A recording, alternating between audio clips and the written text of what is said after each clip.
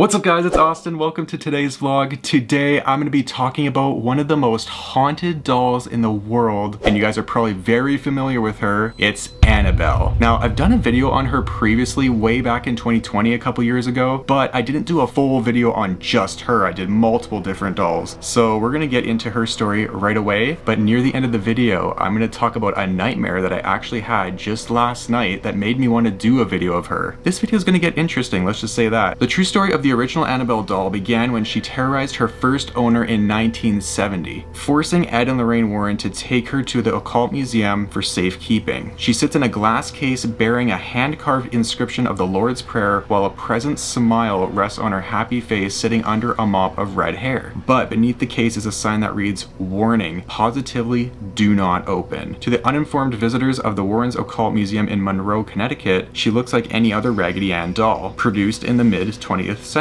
But the original Annabelle doll is actually anything but ordinary. Now, I'm going to put actually a picture of the movie version of the doll and the real version because they're both very different. The movie version is much more scary looking, but I think if you saw the real one in real life moving around your house, you'd be just as creeped out. Since her first haunting in 1970, this allegedly evil doll has been blamed for demonic possession, a slew of violent attacks, and at least 2 near-death experiences. In recent years, the true stories of Annabelle have even inspired a series of horror films. According to the well-known demonologist couple, the doll is reasonable for 2 near-death experiences, 1 fatal car accident, and a string of demonic activities that lasted some 30 years. As the story goes, the Annabelle doll had been a gift to a young nurse named Donna from her mother for her 28th birthday. Donna, apparently thrilled with the gift, brought it back to her apartment that she shared with another young nurse named Angie. At first, the doll was an adorable accessory, sitting on a sofa in the living room and greeting visitors with her colorful visage. But before long, the 2 women began to notice that Annabelle seemed to have moved about the room of her own accord, so it was moving around the apartment by itself. Donna would sit her on the living room sofa before leaving for work, only to come home in the afternoon and find her in the bedroom with the door shut. Donna and Angie then started finding notes left around the apartment reading, "Help me." According to the women, the notes were written on parchment paper, which they did not even keep in their home.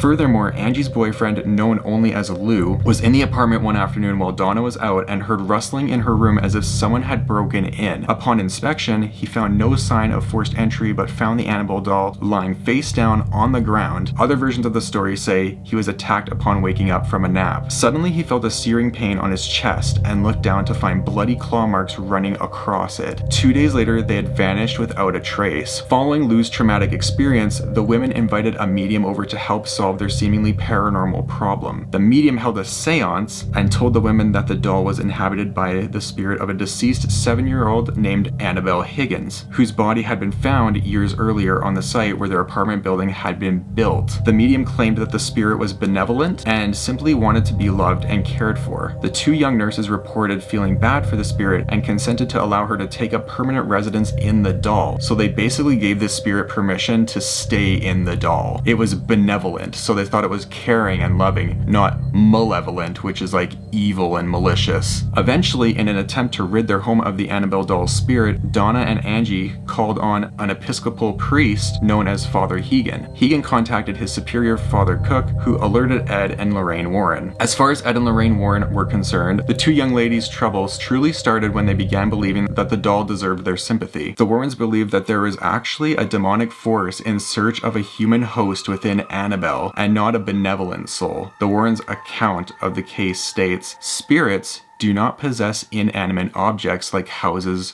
or toys. They possess people. An inhuman spirit can attach itself to a place or object." And this is what occurred in the Annabelle case. This spirit manipulated the doll and created the illusion of it being alive in order to get recognition. Truly, the spirit was not looking to stay attached to the doll. It was looking to possess a human host. Immediately, the Warrens noted what they believed were signs of demonic possession, including teleportation, the doll moving on its own, materialization, so things would start materializing materializing, like appearing in random places that weren't there in the first place. The mark of the beast, loose clawed chest. The Warrens subsequently ordered an exorcism of the apartment to be performed by Father Cook. Then they took Annabelle out of the apartment and to her final resting place in their occult museum, in the hopes that her demonic reign would finally end, but it didn't. Following Annabelle's removal from Donna and Angie's apartment, the Warrens documented several other paranormal experiences involving the doll. The first one happened just minutes of them taking possession of Annabelle. After the exorcism of the nurse's apartment, the Warrens buckled Annabelle into the backseat of their car and vowed not to take the highway in case she had some kind of accident, causing power over them and their vehicle. However, even the safer back roads proved too risky for the couple. On their way home, Lorraine claimed that the brakes either stalled or failed several times, resulting in near disastrous crashes. Wow, that is insane. Could you imagine having this like creepy doll sitting in your back seat, you're driving it home, it's like do, hope we don't end up in a car crash today. Lorraine claimed that as soon as Ed pulled holy water from his bag and doused the doll in it, so basically poured it all over the doll, the problem with the brakes disappeared. Upon arriving home, Ed and Lorraine placed the doll in Ed's study. There they reported that the doll levitated and moved about the house, even when placed in the locked office in an outer building. The Warrens claimed that she would turn up later inside the house. Finally, the Warrens decided to lock Annabelle up for good. Probably a good idea. The Warrens had a specially made glass and wood case constructed, upon which they inscribed the Lord's Prayer and St. Michael's Prayer. For the rest of his life, Ed would periodically say a binding prayer over the case, ensuring that the sinister spirit and the doll remained good and trapped. Since being locked up, Annabelle the doll hasn't moved again, though it is alleged that her spirit has found ways to reach out to the earthly plane. Once, a priest visiting the Warrens Museum picked up Annabelle and discounted her demonic abilities, which basically means like he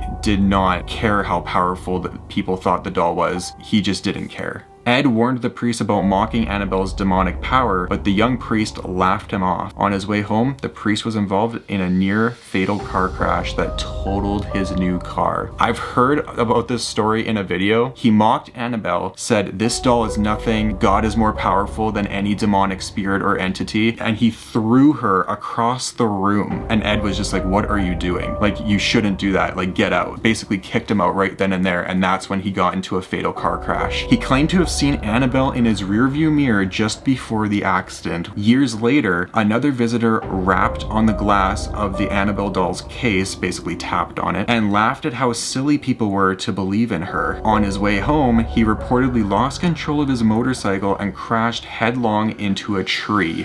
What? He was killed instantly and his girlfriend just barely survived. She claimed that at the time of the accident, the couple had been laughing about the Annabelle doll. Well, I guess that shows you that you shouldn't be mocking something demonic that's inside of a doll. There's actually another doll named Robert that is also very haunted, and I think he's actually more haunted than Annabelle, and he's had 10,000 apology letters written to him apologizing for making fun of him or mocking him or disrespecting him in any way. I wouldn't doubt it if Annabelle had the same thing.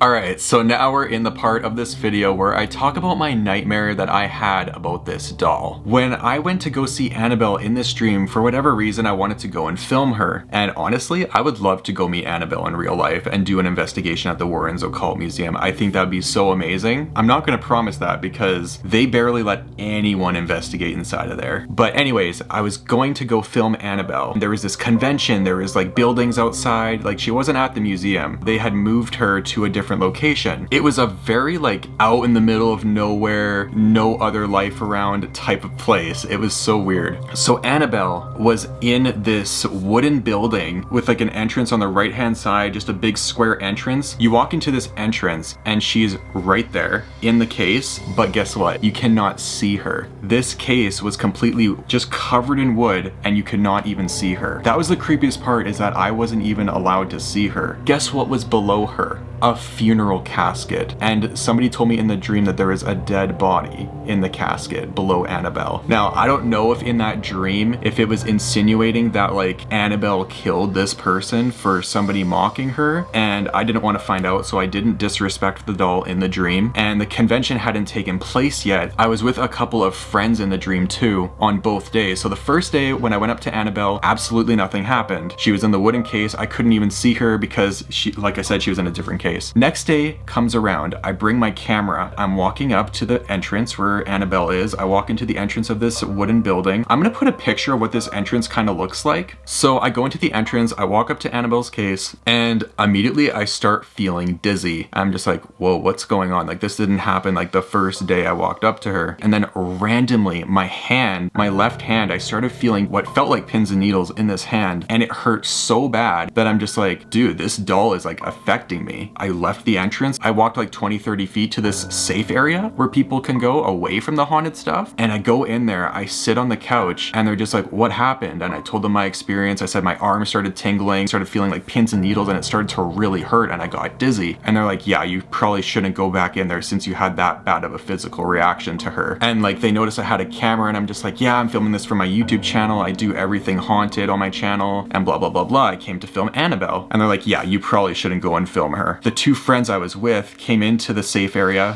where I was sitting, and they're just like, hey, are you okay? Like, what happened? Are you good to continue? I'm like, no, I just had a physical reaction going up to this doll, and yet I couldn't even see her because she's in this wooden case that's completely shielded. They went in the museum and they didn't even get affected, which was really strange. I kind of drew out a really crappy drawing of what this like shack looking thing looked like that she was in. So this is what it looks like. It was like a long wooden building or whatever, and it had this entrance on the side here. This top box would have been Annabelle where she was in, and this bottom part would have been where the funeral casket was below her. But yeah, anyways guys, that was my dream of Annabelle, and also the true story of her that a family experienced a long time ago in the 1970s. I hope you guys enjoyed hearing the true story of Annabelle, the most haunted doll ever. Don't forget to please comment, like, and subscribe, and I'll see you guys in the next video. Peace.